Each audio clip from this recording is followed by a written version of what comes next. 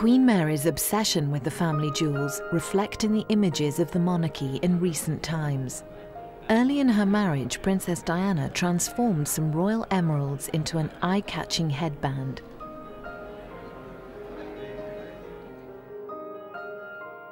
The emeralds belonged to Queen Mary, who left them to her granddaughter, the Queen. Known as the Cambridge Emeralds, their history is an intriguing one. Queen Mary's mother, the Duchess of Cambridge, and her husband Adolphus acquired them in Germany in a rather unusual way. They went to Frankfurt on a tour, and there was a lottery for a charity. And the Duchess of Cambridge decided that, yes, she would buy some tickets, and actually won, and was presented with this brown box full of these emeralds. The Duchess of Cambridge gave the globular green cabochon gems to her son Frank, who gave them to his mistress. When he died suddenly, his sister Mary wasted no time in retrieving them. He was a real ne'er-do-well. He was a great gambler, you know, he had a bit of this Irish blarney in him, and he showered jewels on his mistress, and Queen Mary, his sister, wasn't having any of that.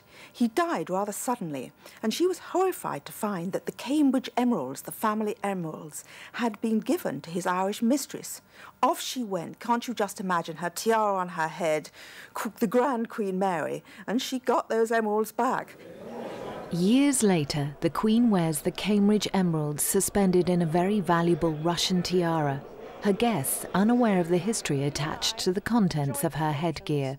Of the Africa 95 festival. Princess Diana proved that she was not a prisoner of the past, transforming her emeralds into a necklace and earrings. Again, Diana was very inventive, very original in the way she used these beautiful emeralds. Historic stones, and she had great courage. She wasn't in awe of them, and she took the Cambridge emeralds and turned them into, again, a choker, quite a fairly narrow choker, which she also wore again as a bandeau, very 20th style. It was a very young and exciting look, and she wore the bandeau round her head during the tour of Australia when she took to the floor, swept off by Prince Charles. And again, it's a very memorable image of the young Princess of Wales.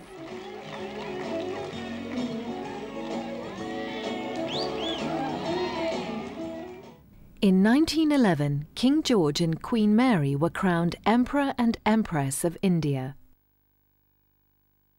The Queen was showered with gifts of Indian jewels, which she mixed with the Cambridge emeralds to create a parure worth £2 million at today's prices. For the occasion, a crown was specially made for the king. It contained a fabulous array of remarkably fine emeralds, sapphires, rubies, and over 6,000 diamonds sent from India. The imperial crown was created specially for the Delhi Durbar. In 1911, George V was the first and only British monarch that actually was crowned Emperor of India in November 1911. And it was just the most amazing event of the day. And so therefore a new crown had to be made, because the crowns of England may never leave the shore of this country by Act of Parliament. So therefore we have a new crown. Can you imagine one of those Indian celebrations when people arrive in elephants on howdahs? When I say people, I mean Maharaja kind of people. And when there's somebody fanning you from behind on this hot day and you're sitting under some extraordinary throne, probably the throne itself is studded with jewels. This is what Queen Mary and King George V went through at the beginning of their reign, when India was the most important part of the future Commonwealth. And the Maharajas came up to them carrying these incredible jewels as presents. Queen Mary received emeralds in her own right from the Indian people, and she had those made up into fantastic jewels. She mixed them with the Cambridge emeralds to make different parure.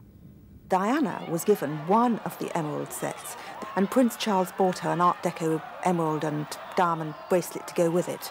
Like so much he didn't know about his young wife, he didn't know she didn't like emeralds. Elsewhere, a whiff of the Cambridge emeralds is in the air. Pinned to the Queen's lapel is an emerald brooch surrounded by 2 circles of diamonds. Off-duty and on, the Queen wears a Duchess of Cambridge brooch with 14 cut diamonds. At the turn of the century, the Russian royal family was very interwoven with its British counterparts.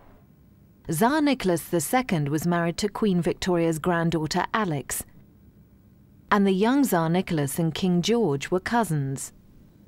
On holiday as young men, they spent many happy times together.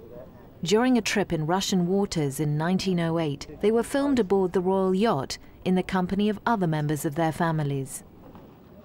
But the storm clouds of revolution were blowing, and with the murder of the Tsar and his family by the Bolsheviks in 1918, the royal relatives escaped to all corners of Europe.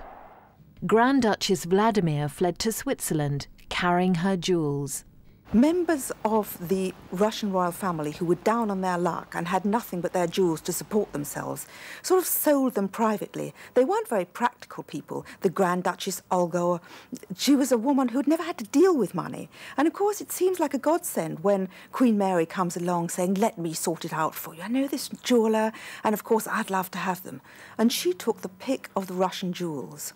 Whether she ever paid for them in full at the proper price is very doubtful, although I think a lot was given in kind to these exiled Russian relatives.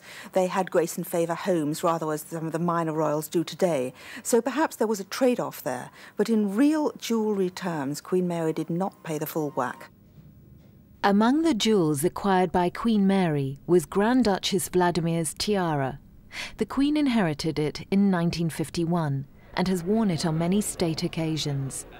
Comprising of 15 interlaced diamond circles with an interchangeable swinging pearl in each, it's estimated to be worth £2 million at today's prices. Other Russian jewels bought by Queen Mary included a cabochon sapphire brooch surrounded by 2 rows of diamonds with a pearl drop hanging from a collet diamond. In 1929, Queen Mary purchased a diamond chain-linked choker necklace belonging to the Dowager Empress Marie of Russia. The downfall of the Russian royal family helped to fuel Queen Mary's obsession with jewels. Her passion for jewellery was unsurpassed, and she expressed herself through her mania for collecting. When she died in 1953, she handed down her jewels to her children and grandchildren. Her 4th son, George, the Duke of Kent, married Princess Marina, the granddaughter of Grand Duchess Vladimir. The Duke's family inherited a variety of valuable Russian jewels, including a spiky Russian tiara that Princess Michael of Kent inherited from her mother-in-law.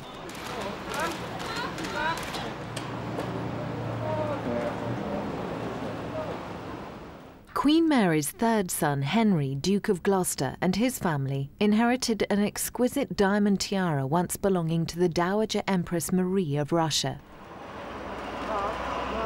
The young Duchess of Gloucester wears it for official functions. On other occasions, she is photographed wearing diamonds and pearls passed down from distant Russian relatives.